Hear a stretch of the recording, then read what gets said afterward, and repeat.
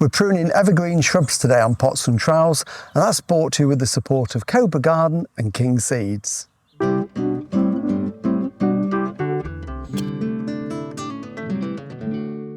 I'm doing some pruning today in the garden. Great time to do all sorts of trees and shrubs in the garden, especially evergreens.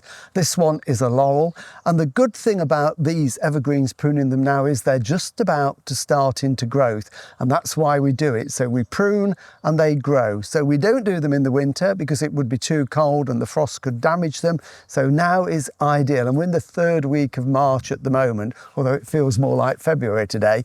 And what I've done with this was a big old one that was in the garden when we came here. We cut it hard back, it's bushed out, and we're now creating this sort of informal dome, so it's not too symmetrical. And if it's just getting a little bit big, the thing to do is just to go in and shorten some of the growth back to a side shoot and just go all around it, and I can then contain this to the shape that it is without it getting too big. Other things you can do, all sorts of things, you can tidy up things like, sarcococcus if they're getting a bit out of shape. I don't like to see them prune like a lollipop. This is a young arbutus, so I'm not going to prune this year, but in a few years' time when it gets bigger, I could take out some of these tips to encourage it to bush out. So essentially anything that's evergreen goes. This is a Lonicera, a lovely one that's got golden foliage. It's evergreen, and again, I'm not going to make a mound, but I want to keep it nice and bushy and compact. So it's get your secateurs out and give them a trim. You could do it with things like Photinia. This is the home oak there as well. So it doesn't matter what it is, evergreens is the time. But what I'm going to be pruning today is this Senecio here that's just getting a little bit too big for its position.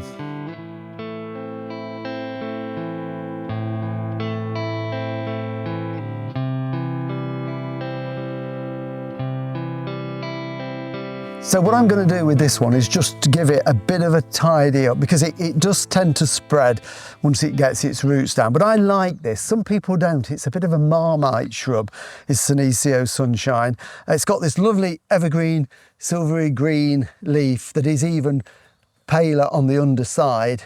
So I like that foliage. It will flower if you don't prune it, and it has a little yellow daisy-like flower, which I'm not so keen on. So pruning it now prevents it from flowering, but I like it when you use it in combination with other plants. So we've got this Pittosporum here, which is Tom Thumb, and this one will go greener through the summer, but then in the cold weather in the autumn, it goes this lovely deep sort of burgundy purple colour, and I just love the combination of those through the winter when everything else has lost its leaves. And then in this area here we have some Hakanakloa, which is the Japanese grass that's been cut down, but this will get here, that will waft around in the wind. And then there's a lovely rose harlow with deep pink flowers, and all those colours work together. So it's part of a combination. But what I'm going to do with it is reduce it back a little bit. And you could cut this back to a stump and it will re-sprout, but I want to reduce it by about 1/3 all the way round. And it is simply just a case of getting some of the stems and cutting them out like that, especially where they're growing over the lawn. And where they are growing out like that, I tend to, rather than have lots of dead bits, hold it back and cut some of them back a little bit further on the underneath. Very often they will have touched the soil and rooted like that. So if you get one like that, you've got a new plant for free. So get rid of the lower ones from underneath all the way along, just there. Cut those back, another little plant there. And then the rest of them we can then start to just trim them back by about 1/3. So I'm going to have a big pile of cuttings. You could still actually use some of these as cuttings if you wanted to. If you wanted to root them, you could just make a short cutting and put it in a pot. So I'm just going to work my way around it, pruning to get a mound shape, and it will be much better as a result of this trim.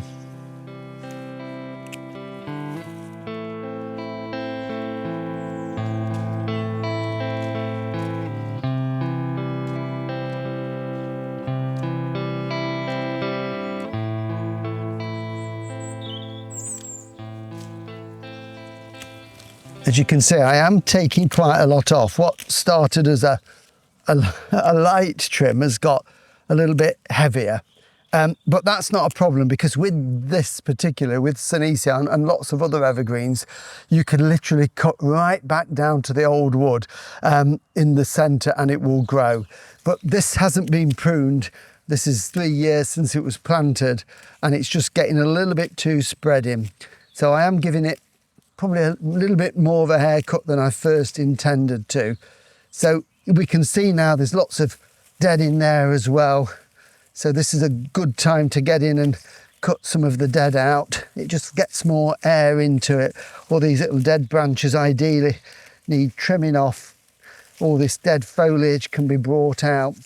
But once it has been trimmed all over and all that has been cleaned out, what will happen is within the next 3 or 4 weeks, when the weather does warm up, from where we've pruned, we'll get lots of new growth and it will make a really lovely shape by early summer. No flowers, but lots of foliage, and it will contrast really well. And it's rejuvenating it. If you've got one older than this, then do cut back into some of the older wood. Even right down there will get nice new growth appearing. So you will not kill it by pruning it. All it will do is improve it in the long run.